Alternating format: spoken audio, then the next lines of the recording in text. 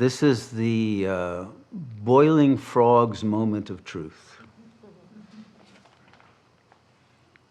Okay, you all know the story about how you boil frogs. You very gradually raise the temperature, and then the frog doesn't realize he's being boiled alive in time, right?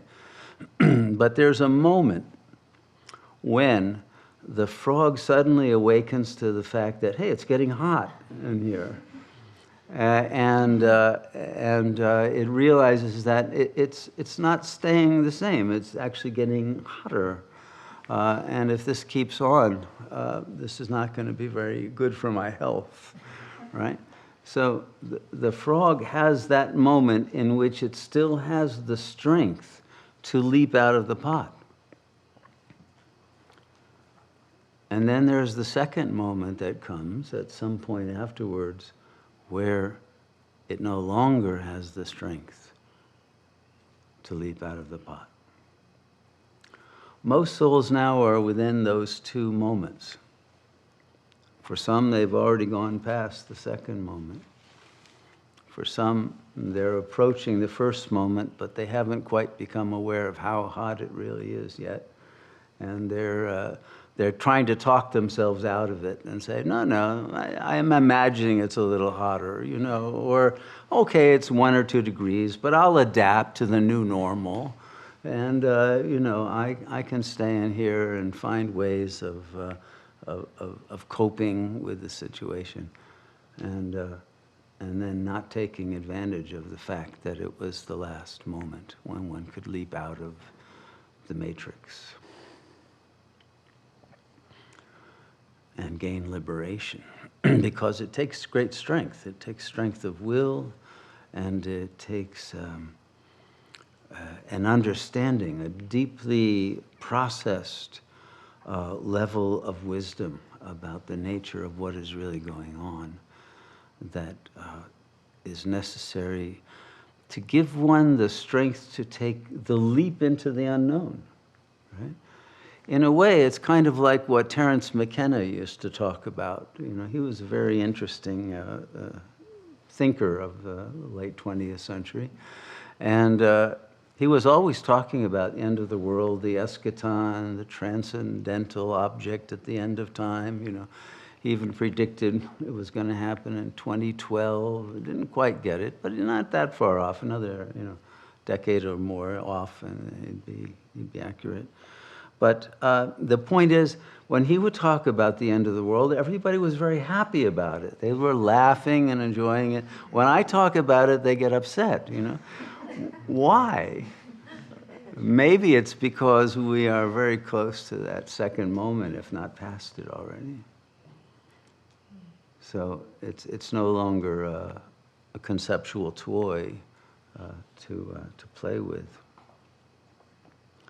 But what he said was that the world was a struggle between two urges, between the urge of to stay in a state of habit and to seek novelty. Right? Habit and novelty are those two forces that we're always trying to juggle. And we want a certain amount of habit to have stability and regularity, and it's my time to exercise and my time to eat and my time, so everyone has a kind of regimen that's habitual and regular, and they don't have to convince themselves every day that they ought to do this or that. But if you have too much of that and not enough time of total creativity in which you are able to leap into the unknown levels of your own consciousness and download new creative insights and ideas and revelations that will be given by the grace of that supreme intelligence to anyone who wants them. It's that. Do you want what novelty can bring? Do you want the absolute infinite creative intelligence to offer you access to that level of consciousness? Because it's not closed, it's open to everyone if you want it. But the problem is that the more you know, the more you realize that everything you thought and were living in is an illusion. And so as you break free of the habit of believing in the illusions, in the concepts and the beliefs of the ego, then things become very strange and surreal and dreamy. And it's not so easy to realize that, in fact, we are being dreamed. And who is the dreamer of this dream? We are being dreamed, but we are also the dreamers. And the recognition of that relationship, of the different tiers of dreaming, TIERS, the different levels of the sediment of consciousness that carries the dream field through the entire spectrum of consciousness, which is entirely available to those who wish to have the entire game revealed.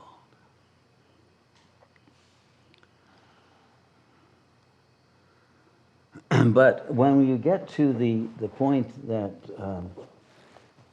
between the two moments, then the frog has to begin to take things very seriously. I made a few notes that I want to take out and maybe make sure I don't forget too much. It's not only a battle between habit and novelty, but also between thanatos and eros, these two forces.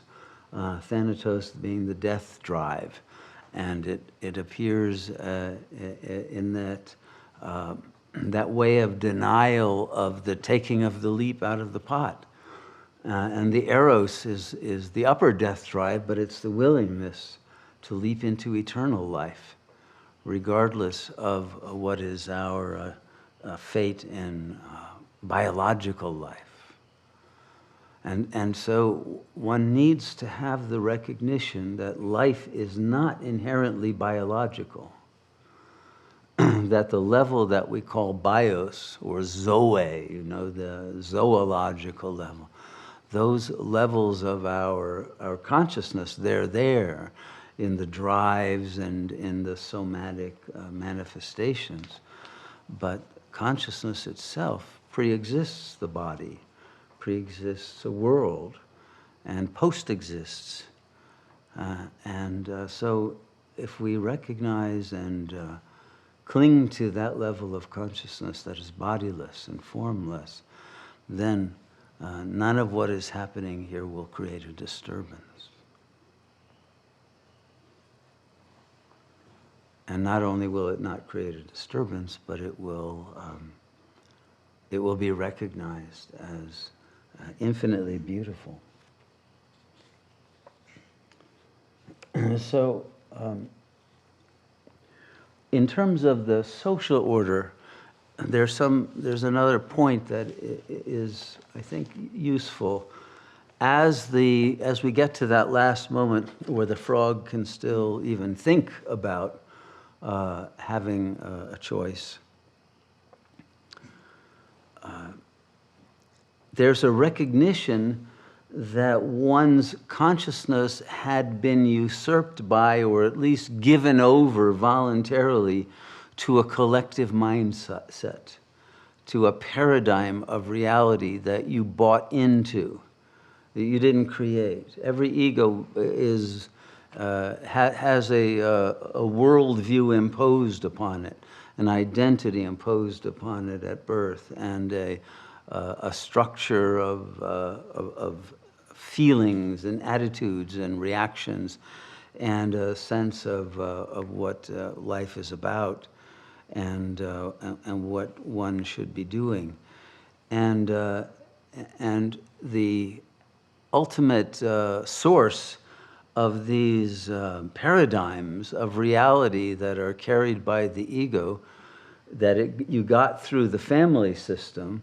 The family system got from the cultural and the social order and the big other, right, of the ruling powers of the world, most of whom or which you're not even knowing or supposed to know from their perspective.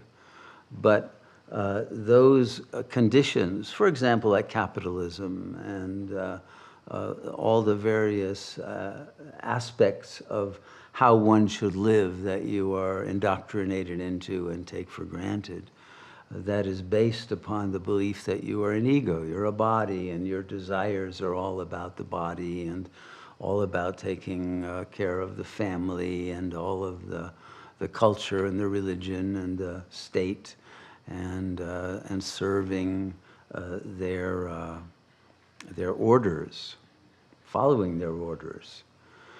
So there was a theorist back in the 20s and 30s in Italy who was actually the head of the Italian Communist Party and a great thinker. And it was Mussolini who put him in prison for, I think, his entire life. Once he was in, he never got out. But he wrote some very important books while in prison, the prison notebooks being one. His name is Antonio Gramsci, Gramsci. And one of his concepts that I think is very important is the distinction between hegemony and dominance. So the dominant powers that are ruling the situation, that are, coming out with injections that you have to take, and with the mottos, you have to trust the science, and et cetera, creating lockdowns and social distancing and all the kinds of arbitrary rules that people have somehow agreed to follow. Most of the following of those rules was not based on what Gramsci would call the dominance of the order. There is that, and there was more and more of it, but most of it was based on the concept of hegemony. Hegemony versus dominance. And the dominance means when the cops have to come out and beat you up and forcibly restrict you in order to keep your mask on or whatever else is being ordered. And hegemony is when you accept it. You do it voluntarily without resistance, and you assume, oh yes, for the greater good. Big Brother said it, it must be true. Fauci wouldn't lie to us, right? And nor would Bill Gates, nor would, whoever is the demon of the week. But the point is there's a sense of almost inherently needing to follow those orders. And as long as that sense is there, that we have some obligation to obey, then we are under the hegemony of those powers. So if you want to live in a state of freedom, then you have to break through that hegemonic control of your mind in order to be able to think critically about what is best for you personally, for your family, for your life, for the world, and not be under a belief system which will determine the outcome of your thinking.